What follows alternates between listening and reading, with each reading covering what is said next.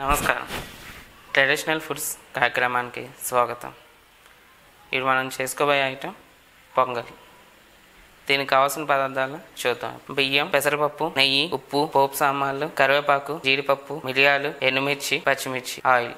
ఇప్పుడు మనం తయారు చేసుకోబోయే విధానాన్ని చూద్దాం. పప్పుని శుభ్రం చేసుకుందాం.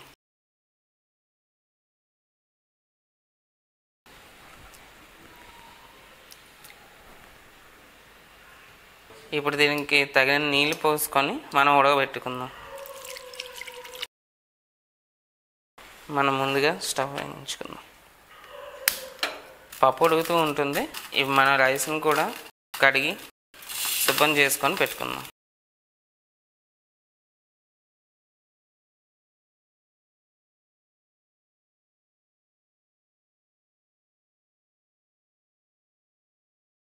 బియ్యాన్ని కూడా ఉడకబెట్టుకుందాం.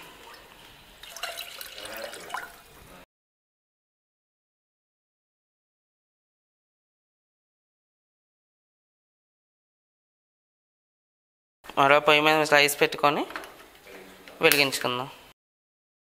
ఇప్పుడు ఈ రెండు ఉడకడానికి టైం పడుతుంది కాబట్టి ఈ లోపల మనం పచ్చిమిర్చిని కట్ చేసుకుందాం.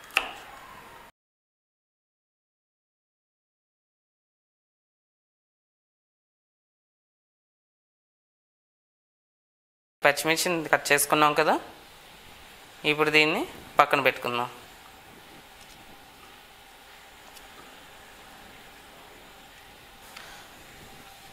ఒకసారి రైస్ పప్పు ఉడుకుతుందో లేదో ఒకసారి చెక్ చేసుకుందాం.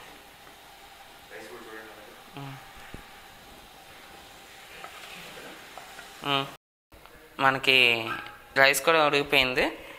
ఇప్పుడు మనం స్టవ్ ఆఫ్ చేసుకొని రైస్ని పప్పులో కలుపుకుందాం.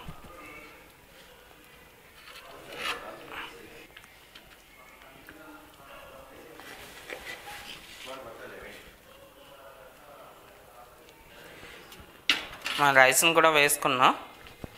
ఇప్పుడు దీన్ని కలుపుకుందాం. మెల్లిగా జాగ్రత్తగా కలుపుకుందాం. మనకి ఎంచక్క కలిసిపోయింది. దీంట్లో మనం కొద్దిగా సాల్ట్ వేసుకుందాం. సరిపడినంత సాల్ట్ వేసుకుందాం.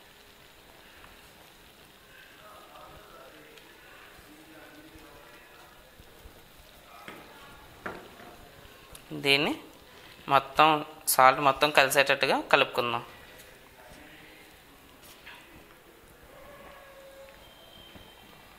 మనకి సాల్ట్ కూడా ఎంచక్క కలిసిపోయింది. ఈ స్టవ్ ఆఫ్ చేసుకొని ఇప్పుడు పోపు పెట్టుకుందాం. ముందుగా ఇందులో కొంచెం ఆయిల్ వేసుకుందాం.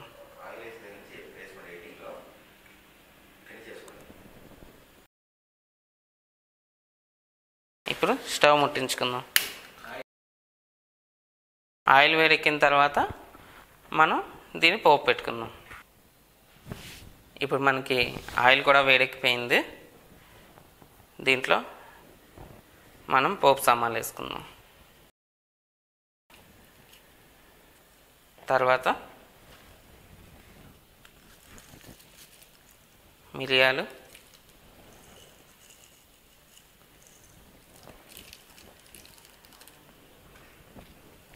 పచ్చిమిర్చి, ఎండుమిర్చి,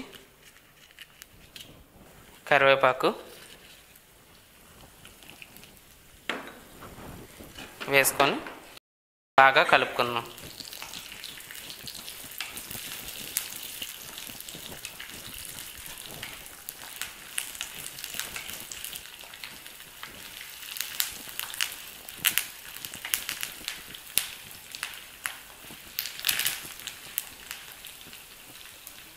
పోపు కూడా మనకి దగ్గరగా వస్తుంది.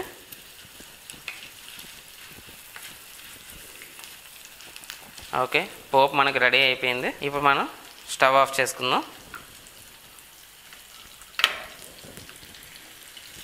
ఈ పోపు రెడీ అయిపోయింది కదా, దీన్ని మనం ఈ మిశ్రమంలో కలుపుకుందాం.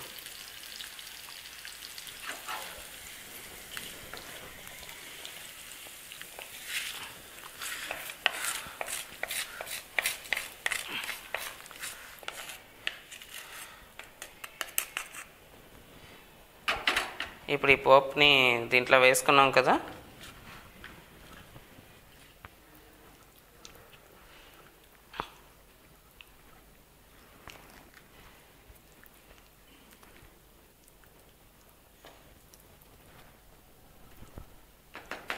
ఇప్పుడు దీన్ని బాగా కలిపి పెట్టుకున్నాం కదా.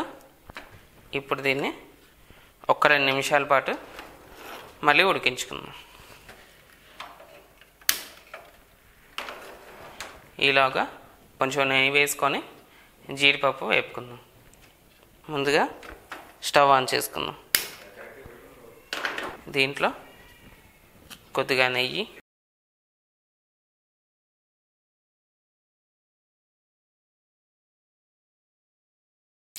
వేసుకున్నాం.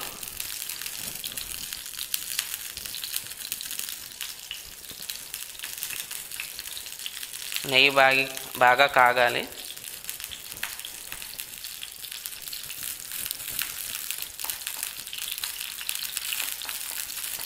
నెయ్యి బాగా వేగిపోయింది. దీంట్లో మనం జీడిపప్పు వేసుకుందాం.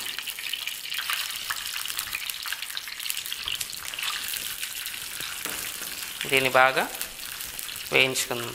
బ్రౌన్ కలర్లో వచ్చేంత వరకు వేయించుకుందాం.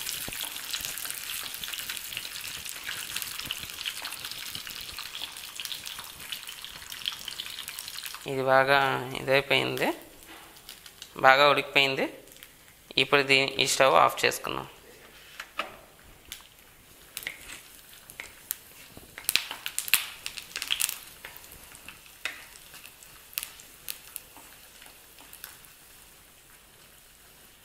జీడిపప్పు కూడా వేగిపోయింది. ఇప్పుడు ఈ స్టవ్ కూడా మనం ఆఫ్ చేసుకుందాం. ఇప్పుడు ఈ జీడిపప్పు వేయించుకున్నాం కదా, దీన్ని పొంగల్లో వేసుకుందాం.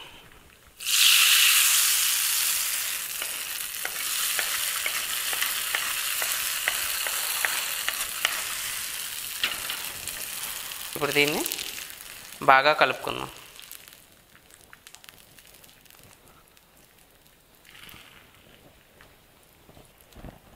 బాగా కలుపుకున్నాం కదా.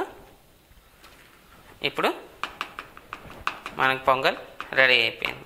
చూస్తుంటే నోరు ఊరిపోతుంది. ఇవి మనకి దీన్ని చట్నీతో కానీ సాంబార్తో కానీ దేంతో అయినా తినొచ్చు. మనకైతే ఇప్పుడు ప్రజెంట్ చట్నీ రెడీగా ఉంది. దీన్ని నేను టేస్ట్ చూసుకొని ఎలా ఉందని మీకు చెప్తాను.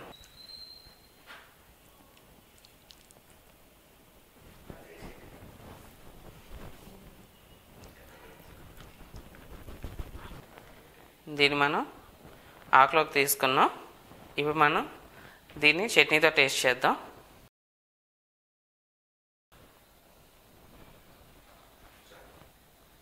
ఇప్పుడు దీన్ని నేను టేస్ట్ చూసి మీకు చెప్తాను.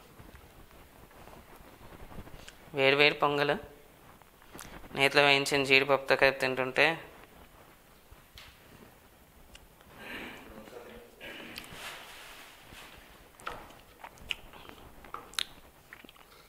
వేడి పొంగలు, నేతిలో వేయించిన జీడిపప్పు ఇవన్నీ కలిపి తింటుంటే చాలా బాగుంది. మీరు కూడా ట్రై చేయండి, తప్పకుండా నచ్చుతుంది మీకు.